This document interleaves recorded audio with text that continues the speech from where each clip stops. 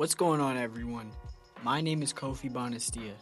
I am a senior at Rutgers University, and I've spent the last 3 years working behind the scenes as a student manager for Rutgers women's basketball. So when I say this topic is close to me, I mean it. For my digital Capstone project, I will be discussing NIL, name, image, and likeness, and what it's done to college basketball. Now, you've probably heard this term thrown out a lot, especially recently in the last 5 or so years, especially if you follow college football, as we see these huge numbers being thrown around again and again in the sport. But what about basketball? I believe basketball has its own story, and an interesting wrinkle in that comes in the fact that there are two sides to college basketball, men's and women's. And the women's side of the story not only is incredibly relevant to what I do, but incredibly interesting to me. So without further ado, let's get into it. First, I want to make sure we're all on the same page when it comes to this, because if you don't really follow college sports deeply, you may have heard of NIL, but the concept of it is pretty confusing. So let's go back to July 2021. Before that time, college athletes in the United States could not make money off their own name, image, or likeness. No brand deals, no Instagram posts that are sponsored, and their schools could not pay them. You couldn't sign autographs for cash. And if you were one of the best athletes collegiately, you couldn't profit off of that. You were a regular student athlete like everyone else who just happened to be on a scholarship.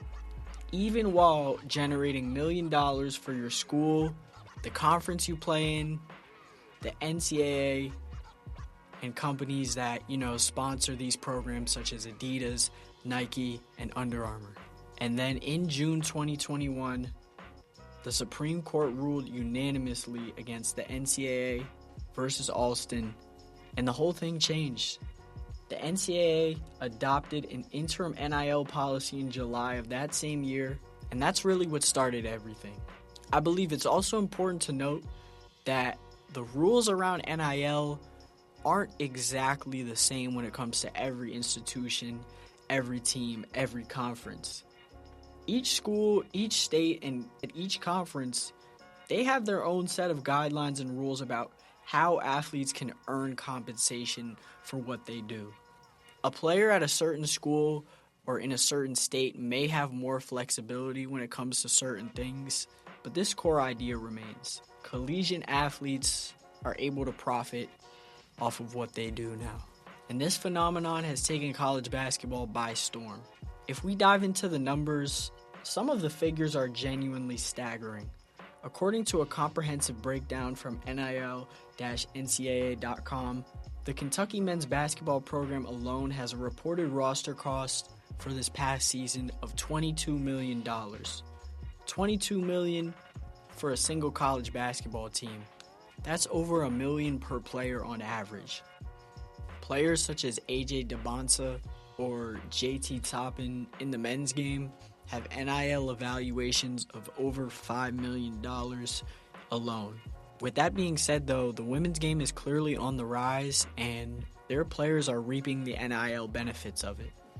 The NILstore.com, which tracks merchandise sales by college athletes, found in their October 2025 rankings that women's basketball dominated the charts, with UConn leading the way as basketball season returned. We'll get more into the women's side in a minute, but keep that in mind how that side of the game has continued to grow. Beyond individual earnings, NIL has fundamentally changed how college basketball rosters are built. And this is something I find genuinely fascinating from an operations standpoint. Before NIL, recruiting was about relationships, tradition, and winning. Those things still matter, but now there's another variable in the room, and that is money. Schools and their associated NIL collectives, which are basically booster-funded organizations that pool money to pay athletes, are now a huge factor in where players end up choosing to go to school. The transfer portal, which, already had been picking up steam, is now basically the equivalent of NBA free agency in this era. Players have leverage they've never had before. Usually players have one and sometimes multiple agents nowadays. If a school isn't offering what you're worth, not only can you test the portal, but many players use this as leverage in negotiations with their schools. And with that, roster management now includes budgeting for NIL in a way programs have to take extremely serious and make damn near their number one priority. Coach Rick Pitino, who has been coaching college basketball for over 30 years and is currently the coach of St. John's, spoke to On3 about exactly this phenomenon. He explained how NIL and even the influx of international players who sometimes can be 21, 22, but they've never gone to college and they're seeing the money that's being given out. They're coming over to play college basketball. Those two things have, quote, elevated college basketball, but he also acknowledged that the landscape is now more complex than ever. He said, quote, "You're not just recruiting a player anymore, you're negotiating a deal." And it's pretty simple. The schools that are adapting, they're finding success, and the schools that aren't, it's becoming harder and harder for them. When people think about the biggest NIL earners in college sports, they may assume it's all, say, the quarterback for Alabama or something like that, these huge football players or, future NBA stars. And while that is definitely true, especially pertaining to the top dollar amounts that schools give out, women's college basketball players have established a huge presence when it comes to NIL. And the way they've been able to do it is really unique. Players like Caitlin Clark, Angel Reese, Paige Beckers, AZ Fudd, and Juju Watkins as well have worked to build their own massive personal brands. They have millions of followers on social media. They have endorsement deals with Nike, Gatorade, State Farm, and more. According to ESPN, Juju Watkins was among the top earners in all of college sports over the past year, and it was actually reported she is expected to receive a signature shoe under LeBron. And according to Forbes, female athletes are genuinely reshaping the financial landscape of college sports through their NIL success. And why is that? Because these players understood something early. They have to own their brands. That is what they are going to capitalize off in order to be compensated for what they do. While when it comes to collectives and payouts from the schools, men's programs and football are still always going to be at the top of the list. But what female athletes have done is they have owned their brands, their personality, their stories, and the really strong community that's been built around female sports. They've owned that, and brands have taken notice. A lot of these female athletes have huge amounts of followers on Instagram, and a TikTok from The Shift featured interview clips with multiple female basketball players who spoke directly about what NIL has meant to them. Basketball is going to end one day, and I think that NIL is a great place where we can build a lot of relationships with a lot of these businesses and companies where once the basketball does stop, we can continue to work with these brands because they already have a previous relationship with us.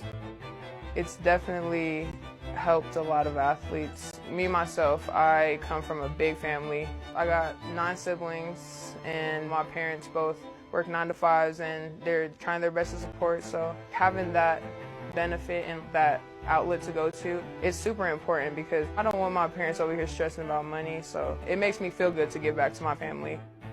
It's a lot of pros, more than it is cons in my opinion. I think that if you build your brand from a young age and you really be true to who you are, it can pay off in college. So even if you don't go to the pros, you have a way to kind of financially set yourself up in college. And to be able to profit from that is cool because you can do other things. I make music and I'm a rapper, so I'm able to profit off my music and play basketball still. So it's just an amazing thing. And I think a lot of college athletes should take advantage of it.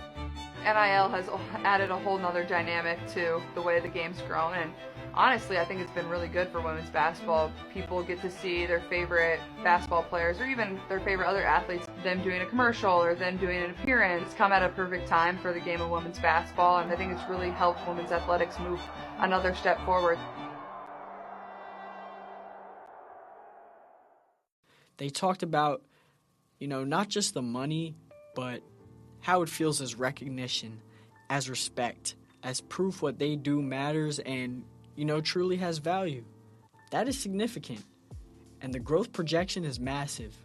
Boardroom, a sports business program founded by Kevin Durant, citing a report from Open Doors, projected that NIL spending in women's sports is expected to more than double by 2027-28. Women's basketball is also drawing record viewership. The 2024 Women's Basketball National Championship drew nearly 19 million viewers. Brands follow eyeballs, and the eyeballs are now on women's basketball. I had the opportunity to speak with Alejandro Ramirez, the current director of basketball operations for Rutgers women's basketball, and he was really able to shine some light on this topic.